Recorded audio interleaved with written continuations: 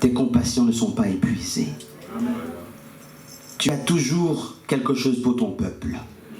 Voilà pourquoi, Seigneur, humblement, Seigneur, prosterné devant toi, je te demande de m'utiliser pour la gloire de ton nom, pour que ton peuple puisse recevoir quelque chose.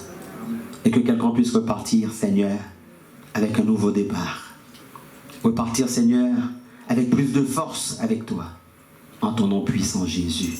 Amen. Amen. Est-ce que vous pouvez acclamer le Seigneur à nouveau?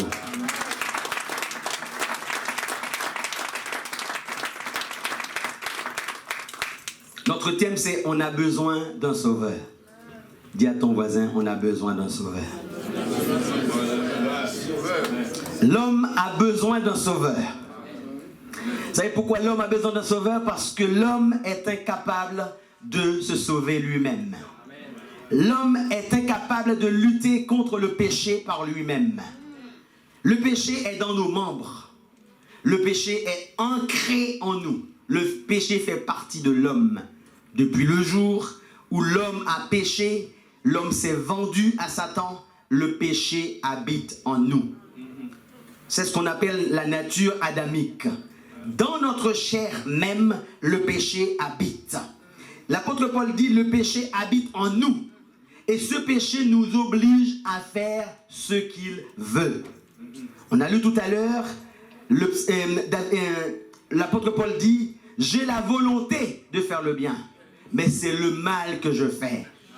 Il y a quelque chose dans ma chair qui me pousse à faire ce que je ne veux pas. Ce que je veux n'habite pas en moi. C'est ce que je ne veux pas qui habite en moi. Et par contre, il déclare dans Romains 7, 24, « Misérable que je suis ». On voit cette souffrance qui est en lui. Vous savez, parfois, on comprend le pécheur quand il termine de pécher, celui qui croit dans le Seigneur, parfois il y a cette repentance qui est là, qui vient, et cette personne n'a pas voulu agir de cette manière. Mais le péché qui habite en lui l'a poussé à faire sa volonté. Et il dit, « Misérable que je suis, qui me délivrera de ce corps de mort, de ce corps de péché? Qui me délivrera ?» Mais aussitôt il déclare, « Gloire soit rendue à Dieu par Jésus-Christ, notre Sauveur. » Ça veut dire qu'il y a quand même une réponse. Il a dit, « Misérable que je suis », mais il ne s'est pas arrêté là. C'est comme s'il y avait quand même une réponse. Mais la réponse ne va pas venir d'un homme. La réponse vient de notre Seigneur Jésus-Christ. L'homme avait besoin d'un sacrifice dans les temps anciens, dans l'Ancien Testament, pour couvrir ses péchés. Grâce à ce sang versé, il pouvait se présenter devant Dieu. Mais sans ce sang versé, l'homme n'avait pas accès devant la face de Dieu. Dans Hébreux 9, verset 22, il nous est dit, « Sans effusion de sang, il n'y a pas de pardon. » Mais dans Jean 8, Jésus a voulu montrer quelque chose. Jésus a voulu donner une leçon à tout un chacun. Pour que tout un chacun puisse comprendre, ce n'est pas une certaine catégorie de personnes qui a besoin d'un sauveur. Mais tous ont besoin d'un sauveur. Parce que tous ont péché et sont privés de la gloire de Dieu. Tous ont besoin d'un sauveur. Ça veut dire qu'il est inutile de pointer du doigt quelqu'un. Il est inutile de dire, moi je suis bon, lui il n'est pas bon. Il est inutile quand quelqu'un a péché pour lui pointer du doigt, pour dire que lui il n'est pas bon. Et que toi tu es meilleur. Dans la présence de Dieu et dans la Bible, je comprends que tous ont péché, sont privés de la gloire de Dieu. Le péché habite en chacun de nous. Alors dans ce livre, Jean 8, on voit Jésus qui, on pouvait l'imaginer, en train d'enseigner à ses disciples. Dans cette atmosphère, les disciples sont là en train d'écouter attentivement. Parce que là, il y a une leçon qui va être donnée. Il y a un secret qui va être donné à tous ces disciples qui vont devenir eux-mêmes les penseurs, ceux qui vont diriger son église. Le maître orateur, le prolifique, le penseur, le sage des siècles, Jésus-Christ, le maître, est là avec ses disciples. On peut les imaginer, stylo à la main pour prendre nos notes. Et il se trouve sur le mont des Oliviers. Le mont des Oliviers, quand on est au mont des Oliviers, on domine toute la ville de Jérusalem. C'est une ville qui se trouve sur la montagne. Et quand quelqu'un se trouve sur le mont des Oliviers, il est exposé là-haut. On voit tout ce qui se passe, mais tout ce qui est en bas voit aussi ce qui se passe là-haut. Alors qu'il parlait. Vous savez, quand Jésus parle, il y a quelque chose qui se passe. Jésus ne dit jamais quelque chose en vain. Tout ce qu'il dit, il y a quelque chose qui s'accomplit. Toutes les fois que Jésus parlait, que ce soit quand il dit que la lumière soit, la lumière arrive. Il dit à la tempête, calme-toi, la tempête se calme. Quand Jésus parle, il dit à Lazare, sors de la tombe. Lazare sort de la tombe. Lorsqu'il parlait aux disciples, chaque parole qu'il va prononcer ont une importance capitale. Et là, la Bible nous dit que les disciples sont là en train d'écouter attentivement. Vous savez, là, on est en train d'écouter la parole de Dieu. Laissez-moi vous dire, chaque parole prononcée ont une importance. Comme quand Jésus-Christ parle à ses disciples. Parce que quand Jésus-Christ parlait même dans la foule, il y avait un changement à travers sa parole. Sa parole produit un changement dans la vie de chaque personne qui l'écoutait. Et voilà pourquoi nous devons, nous, enfants de Dieu, aimer cette parole. Parce que c'est à travers cette parole que le Sauveur va nous parler. Est-ce qu'on peut l'acclamer? Alléluia. Grâce à cette parole, il y a un changement qui s'opère. Et ce changement est ici ce soir. Est-ce que vous le croyez? Amen. Par sa parole, le Sauveur va manifester sa puissance parce que quand on écoute cette parole transforme. Et je voudrais que quelqu'un ici, alors que je veux m'adresser à une personne toute particulière, que quelqu'un soit prêt pour un changement. Vous savez, parfois on écoute la parole, on n'est pas prêt, on est là, on écoute de manière évasive, et on parle, on écoute, mais sans faire trop attention.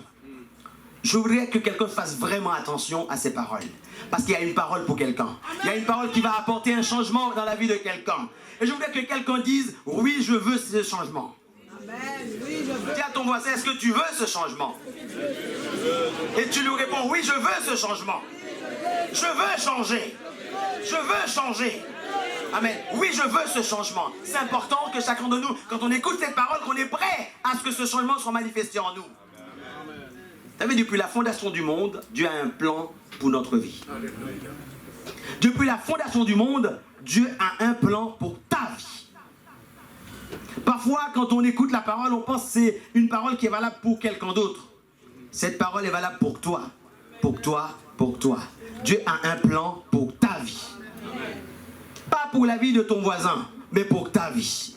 Parce que depuis la fondation du monde, il savait que tu serais son enfant, qu'il allait manifester sa puissance pour toi, son amour pour toi, et à travers son sang, tu serais sauvé. Et je voudrais que chacun soit prêt à devenir ce que Dieu veut pour lui. Et parfois, Dieu veut quelque chose pour nous, mais on n'est pas prêt pour devenir ce qu'il veut pour nous. Mais chacun doit être prêt pour cela. Je ne veux pas être confondu avec les gens qui ne veulent pas changer. Parce que moi, je veux changer. Voilà pourquoi chaque chrétien doit se dire, je ne suis pas dans l'église pour rester tiron-râlé. Je sais pas, ma mère disait ça. Tiron-râlé, c'est un petit cochon qui était là, qui pas jamais grandi, qui a mangé, mais l'hypotovie. Donc, l'état bon pour chaque chrétien prendre conscience qu'elle doit grandir. Dis voisin, non, ou doit grandir. Bon Dieu doit faire un changement pour grandir. Amen. Nous pas supposer tirer aller potovie. Nous supposer grandir. Amen. Nous supposer grandir parce que bon Dieu veut qu'on grandisse. Vous savez, parfois on est inflexible. On ne veut pas changer. C'est comme ça. Mais laissez-moi vous dire, Christ en nous. Quand Christ est en nous, Dieu apporte le changement. Quand on a Christ en soi, on doit comprendre qu'on doit grandir. Vous savez, il dit dans sa parole, je ferai quelque chose de nouveau en toi. Donc si tu vois depuis que tu es venu en Christ, tu restes la même chose, la même personne, il y a un problème. Parce que Christ vient pour créer quelque chose de nouveau dans notre vie. Dieu te libère ce soir pour un changement. Voilà pourquoi on ne doit pas avoir peur de ce changement. Chacun doit embrasser ce changement. Chacun doit expérimenter ce changement, explorer ce changement et devenir quelqu'un de meilleur en Christ.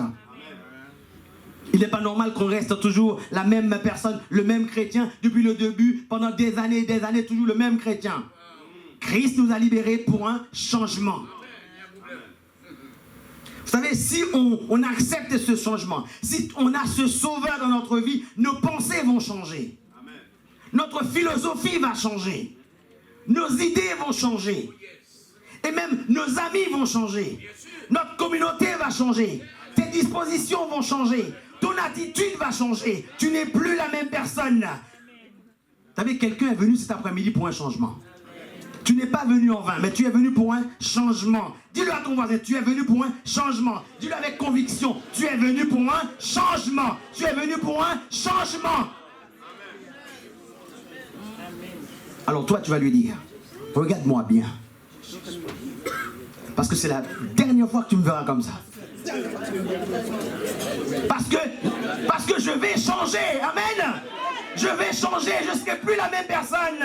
Parce que Christ va opérer un miracle dans ma vie. Amen. Tu ne me verras plus jamais comme ça. Amen. Je suis ici pour un changement. Mon nouveau moi arrive. Est-ce que tu es prêt pour ça? Amen. Mon nouveau moi arrive. Moi, j'ai dit, c'est possible de changer. Vous savez, il y a des gens pendant des années, ils restent la même personne, le même caractère, la même façon de penser, ils disent les mêmes gros mots, ils fréquentent les mêmes personnes, qui les descendent. Moi, je dis, c'est possible de changer. Amen. C'est possible de changer. Ne laisse personne te dire que c'est pas possible. Ne laisse même pas ta propre conviction te dire c'est pas possible. Vous voyez, parfois on rentre en soi-même, on dit mais c'est pas possible, je ne peux pas le faire. Non, ne te laisse pas emporter par tes sentiments, ni par tes propres pensées. Peu importe ce que disent les statistiques, si Christ est en toi, tu seras changé de fond en comble, depuis la tête jusqu'aux pieds. Amen. Amen. Dieu peut changer n'importe qui, à n'importe quel moment et de toute façon. Moi je dis que c'est possible. Est-ce que tu le crois? Amen. C'est possible. Pourquoi tu abandonnes l'espoir que ton fils peut changer alors que Dieu peut le faire? Pourquoi tu abandonnes l'espoir que ton mari peut changer? Pourtant Dieu peut le faire. N'abandonne pas l'espoir que ta fille peut changer. Dieu peut le faire. N'abandonne pas l'espoir que tes voisins qui sont peut-être embêtants avec toi peuvent changer. Dieu peut le faire. Tes ennemis peuvent changer. Parce que là où tu es, tu amènes une nouvelle atmosphère. Là où tu es, tu amènes la paix avec toi. Parce que notre Dieu apporte toujours le changement. Je suis convaincu que Dieu peut changer. Je suis convaincu que Dieu peut tout changer. Alors que Jésus était là, en train d'enseigner aux disciples. Vous savez, pendant que Jésus enseignait les disciples, les religieux n'étaient pas là. On parle des pharisiens, ceux qui connaissaient la loi. Eux, ils n'étaient pas là. Ils étaient en dehors de la classe. Ils ont préféré rester en dehors de la classe. Parce qu'ils sont là pour observer la tradition. C'est-à-dire, observer ce que Dieu avait dit. Mais ils ne veulent pas voir ce que Dieu lui-même est en train de dire. Ils ne veulent pas écouter ce que Dieu lui-même est en train de dire. Ils ont préféré la tradition au lieu de choisir la révélation. Vous savez pourquoi? Parce que Christ est la révélation de Dieu sur la terre. Mais ils ont préféré parler de la loi. Voilà qu'est-ce que Dieu a dit. Et le fait qu'ils se sont tous concentrés sur ce que Dieu a dit, ils n'ont pas vu que Dieu était là lui-même en chair. Oui. Alors voici les pharisiens entrent dans la classe et ils ont interrompu le maître. Ils sont venus avec une femme enveloppée à moitié et l'ont jetée par terre devant Jésus. Cette femme, vous pouvez l'imaginer.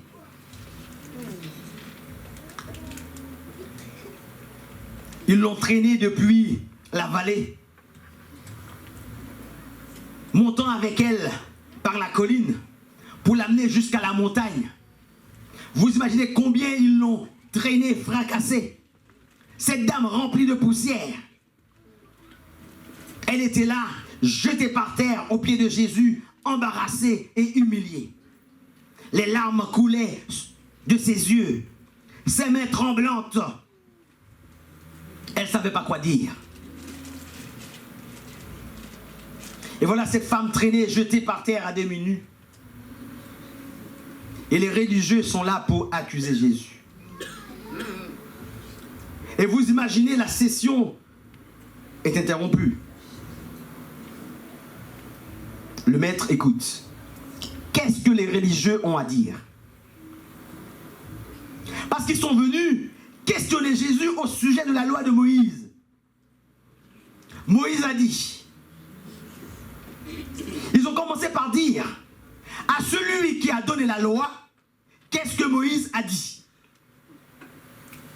Ils disent au Nouveau, au sujet de l'Ancien Testament. Ils disent au Créateur au sujet de la créature. La loi de Moïse dit on doit la lapider. Et là Jésus, en train de les regarder. Vous savez, cette femme se trouvait dans une croisée de chemin au moment où l'Ancien Testament va croiser le Nouveau Testament. Au moment où la loi ne va plus régner, mais la grâce va régner. Elle se trouve juste au milieu de tout ça. Comment est-ce que Christ va agir? Est-ce que Christ va laisser qu'on lapide cette femme? Ou est-ce que Christ va être son sauveur? On a tous besoin d'un sauveur. Dis-le à ton voisin, on a tous besoin d'un sauveur. Amen. On a tous besoin d'un sauveur. Elle était prise dans une situation particulière. Elle était là, intimidée. Mettez-vous à la place de cette dame. Vous savez, c'est quand vous êtes dans la situation que vous réalisez vraiment. Imaginez qu'on vous accuse. On vous a pris en flagrant délit d'adultère. Et on vous amène devant le pasteur. Voilà, pasteur, on l'a vu. Il a bien commis la faute. Qu'est-ce que tu dis? Qu'est-ce que tu fais? Il faut le suspendre. Il ne veut plus rien faire dans l'église. C'est un hypocrite. C'est un loup ravisseur. Il a commis des choses graves. Et là, vous êtes là. Vous ne savez pas quoi dire. Humilié. Embarrassé. Vulnérable. Exposé devant tout le monde. Vous savez, c'est facile quand on est exposé à lorsqu'on est préparé.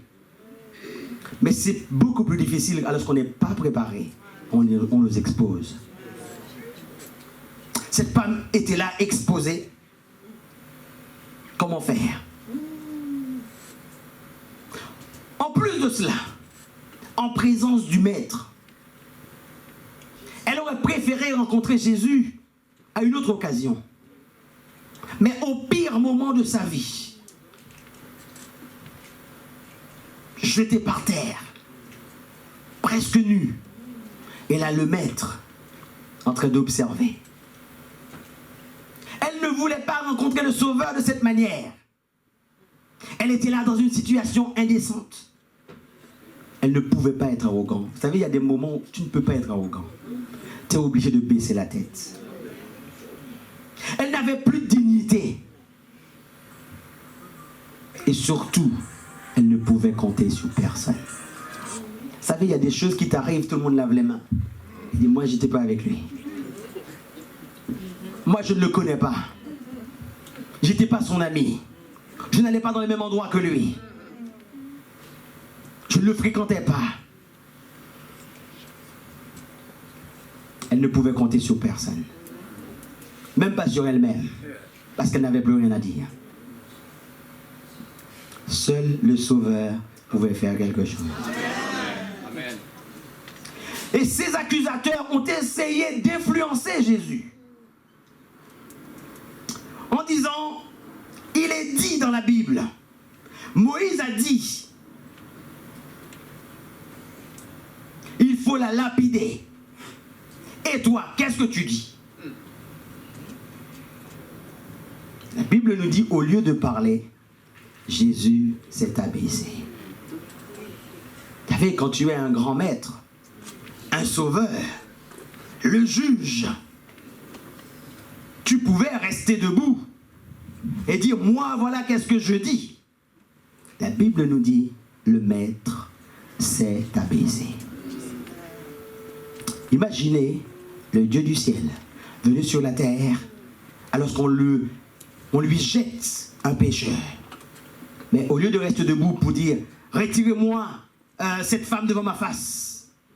Non, il n'a pas fait ça. Jésus s'est abaissé. La Bible nous dit qu'il s'est abaissé. Yes. Imaginez, cette femme est jetée par terre. Les pharisiens et tous les spectateurs sont là-haut debout en train d'observer. Que fait Jésus? Il s'est abaissé vers cette femme. Alléluia. La Bible nous dit qu'il commence à écrire. Alors beaucoup de théologiens devinent, imaginent qu'est-ce qu'il a écrit. La Bible n'a pas dit ce qu'il a écrit.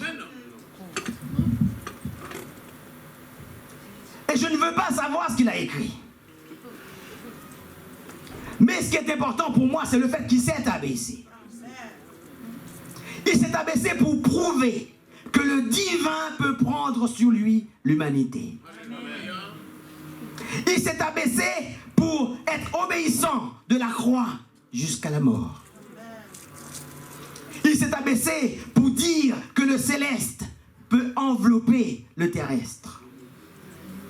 Il s'est abaissé pour devenir